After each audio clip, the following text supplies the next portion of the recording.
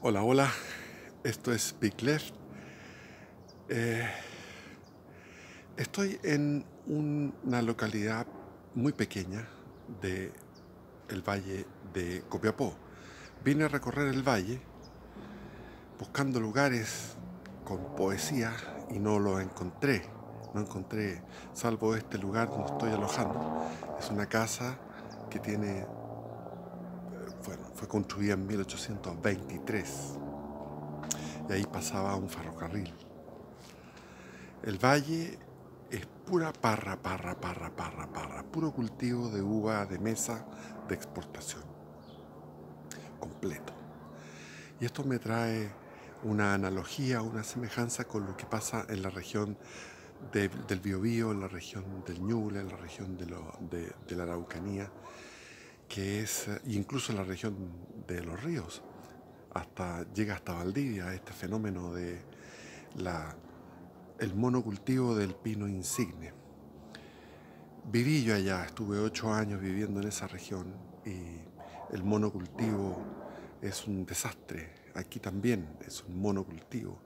Entonces uno piensa en el gobierno de- del gobierno militar que cometió errores gravísimos, porque por lo menos debería haberse reservado por ley un tercio del territorio de cada municipio, en cada comuna, un tercio para cultivos diversos o para bosque nativo. Imagínense cómo sería cada uno de esos municipios en esas localidades, por ejemplo, la de Los Álamos, que está entre Cañete y Lebu. Nunca he visto tanto cultivo de pino tan abigarradamente uno al lado de otro. Es una fealdad donde los pinos ya son grises de estar uno al lado del otro con un afán de maximizar los beneficios de los empresarios, de las grandes empresas forestales. Aquí lo mismo, no existe ningún lugar donde yo haya visto un palto. Aquí se dan unos, unas paltas extraordinarias. No están esas paltas, no existen porque no hay ni un metro cuadrado para cultivar aquellas paltas. Es decir, aquí fue el gobierno militar con la idea de los Chicago Boys, con la idea del neoliberalismo, es un Titanic sin los suficientes salvavidas. Y uno tiene que ser un Titanic con los suficientes salvavidas. Y esos suficientes salvavidas son, por ejemplo, lo que me habla la gente aquí. Aquí había primero casas. Las casas eran de barro, eran con techo de barro, porque aquí hace muchísimo calor. En verano puede llegar a 40 grados. La sequedad y el frío en la noche es muy grande. Me costó quedarme dormido, porque estaba sin un gorro de lana, pero me puse un chaleco en la cabeza y así pude dormir. Eh, pero en general había casas que eran orgánicas, que eran casas que permitían un buen pasar. Vino la moda de quitarle la ciutiquería, el cursilismo del bajo pueblo chileno. Quedaron con pura calamita, o sea, con esto, aquí estoy tocando. Con, en este caso, esta casa no, pero otras casas sí. Las casas viejas se mantienen refrigeradas para el verano. Y se perdió aquello y se perdieron los huertos donde se daba de todo. O sea, aquí los mejores tomates del mundo se dan aquí en el Valle del Copiapó. Eh, Todo lo que ustedes se pueden imaginar de frutos. O sea, era un paraíso. Y ese paraíso fue arrasado por estas empresas. Ahí vi una que la conozco muy bien, la empresa Del Monte, porque la empresa Del Monte tenía una amiga compañera de curso en la infancia, que es ingeniera agrónoma, y me contaba todos los entretelones de una empresa privada aquí grande y todo el derroche que se daba ahí. Entonces, aquí se dio una libertad total. Entonces, claro, uno dice, bueno, la gente era libre de vender esto, era libre de vender. Claro, uno es libre de vender, pero igual que en los diseños, en las municipalidades, por ejemplo, yo vivo en Las Condes y en el lugar donde yo vivo está prohibido la edificación en alta altura. Entonces la edificación, uno no puede venderla para que alguien construya un edificio, porque está prohibido simplemente. Entonces es un barrio donde hay puras casas hasta 3 pisos. Entonces eso es simplemente una reglamentación que hizo falta en todos estos valles. Este valle me trae recuerdos también del Valle del Elqui, donde en el Valle del Elqui hace muchísimas décadas ya, eso, estoy hablando de la década del 80, cuando fui la primera vez, era también pura uva, uva pisquera, en este caso es uva de exportación. Y entonces uno puede aplicar los criterios economicistas, decir no, que esta cuestión es porque cada persona, cada individuo, cada agricultor sabe en qué va a invertir, dónde va a ganar, va a tener mayores ganancias. Pero se pierde, se pierde. Imagínense cómo sería el sur, cómo estaría de acolchonado aquello si hubiera zonas, un tercio de cada una de esas con bosque nativo, que cada municipalidad tuviera su propio parque natural, su propio parque municipal de bosque nativo, custodiado por una familia mapuche que esté viviendo ahí a la usanza mapuche, con sus ponchos hermosos y custodiando aquella naturaleza. Obviamente eso ya ni siquiera es posible porque ya está todo teñido de odio y lamentablemente el extremo que se produjo, ese extremo, esa, esa economía desalmada que se produjo en el gobierno militar, ha traído una reacción en contra. La gente con razón está criticando, pero creen que la solución es la izquierda y la solución es la izquierda.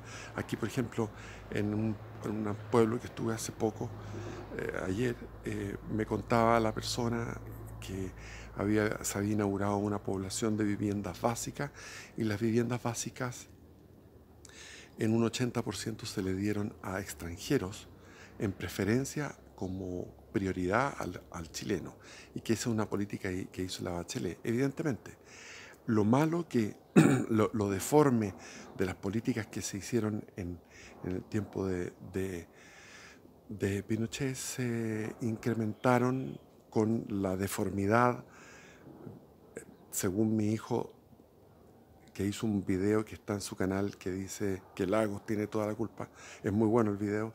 Según mi hijo, es exprofeso de parte de Lagos para agudizar las contradicciones del sistema. Pero Lagos cometió una serie de cosas monstruosas, largas de enumerar, pero lo último que cometió como monstruosidad fue inclinarse por Michelle Bachelet para que sea presidenta en vez de Soledad Alvear, que habría sido una presidenta mucho más sensata, más inteligente que Michelle. Y dicen que eso viene del gobierno de Michelle, que esta prioridad por los inmigrantes. He viajado en la micro me encuentro con puros rostros de personas que son de otros lugares trabajando aquí. Es decir, la gran empresa de vitivinícola, esto no es de uva de aquí de la zona, requiere trabajadores que están podando, que están trabajando, y no hay trabajadores chilenos para eso. Bueno, me alejé de la costa porque la costa estaba muy helada, pasé frío realmente en esta época, la costa es muy fría. Estuve en el puerto de Caldera, bello puerto, pero dicen que en el verano se repleta de personas del sur que vienen a veranear, lo cual no es apropiado para estar ahí ni vivir ahí. Tampoco acá. Me despido del norte, siento que no es lo que yo quiero, así que me voy del norte. Y logré bañarme en el mar.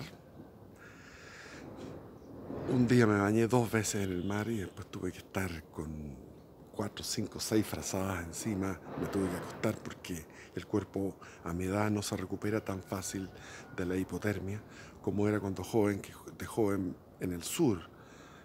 En el sur, les digo, en Aysén, al lado de un témpano, me podía bañar hasta 40 minutos. 40 minutos bañándome en agua helada sin ninguna protección con un simple traje de baño. Pero el cuerpo ha cambiado y ahora ni siquiera aquí en estas alturas, a estas latitudes, me despido también del mar. Estoy frígido con el mar, porque el mar antes me fascinaba, me apasionaba y ahora estaba ahí en la caleta, estaba con los pescadores y sentía como una frigidez, es decir, no me emociono como me emocionaba antes. Entonces el mar, el desierto, son lugares que, no sé, que ya no me fascinan tanto. Pero no voy a seguir hablando de mí. Así es con esta casa. Estoy esperando a que se despierten porque me desperté muy temprano. Y la señora, que es un encanto, que es una señora que hace clases, lleva 38 años de profesora básica. Un encanto, una persona muy culta, muy trabajadora.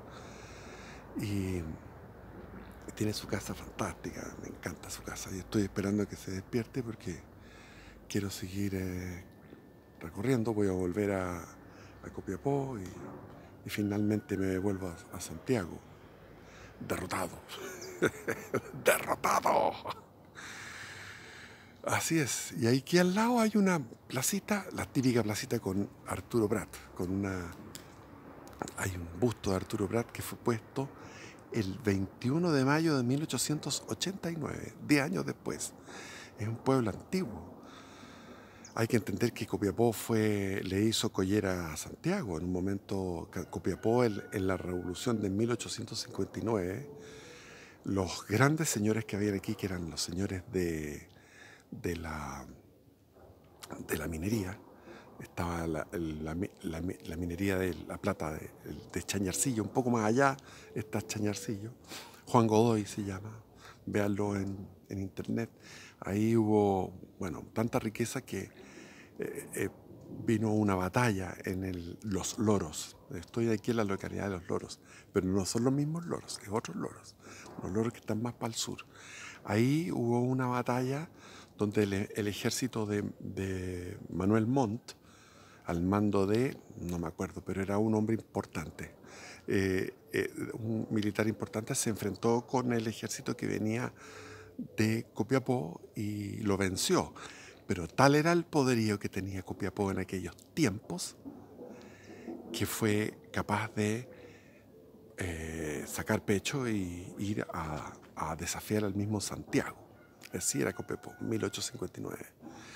Y en esa época estaban aquí unas familias muy importantes, encopetadas, pero encopetadas por el salitre. Entre ellas era una de apellido Osa. Y de ahí hubo un desliz, hubo un hijo natural, que fue José Antonio, el Osa famoso. Ese Osa, José Antonio Osa, algo así, se me olvida el nombre. Este Osa, que ustedes lo pueden googlear y ver, llegó a lo que antes era Cobija, al puerto de Cobija, y ahí en el puerto de Cobija, que era boliviano, se internó y descubrió lo que era la riqueza del salitre. Y de ahí comenzó la historia del salitre y ahí comenzó todo lo que fue Antofagasta. Y de Antofagasta, todo lo que fue la guerra del Pacífico, y del Pacífico toda la anexión que tuvimos desde Paposo, donde estuve yo en Paposo.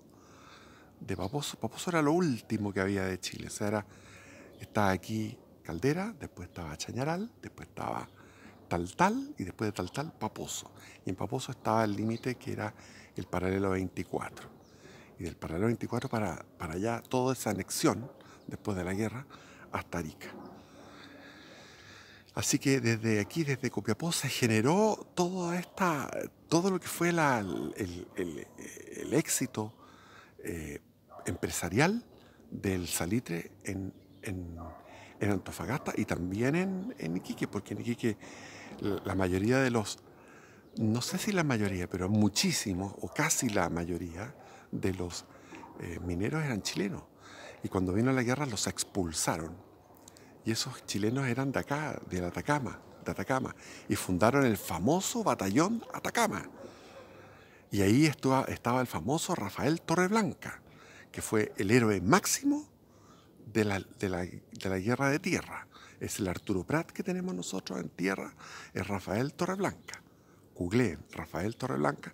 Y el regimiento Atacama, que llegó a tener 800, llegó raleado a desfilar a Santiago y fue el que más recibió honores y aplausos porque la mayoría iban mutilados, muchos heridos, mutilados y raleados en el sentido de que perdió muchísimas tropas en el asalto, en la toma de Pisagua, en Dolores, Tarapacá participó después, fue el principal protagonista de la batalla de Tacna y después en Chorrillos y Miraflores. Así que, y no sé si se quedó, creo que no se quedó no fue parte de los batallones olvidados que se quedaron en la campaña de la Sierra. Bueno, ya me he extendido harto. Un abrazo y viva Cristo Rey.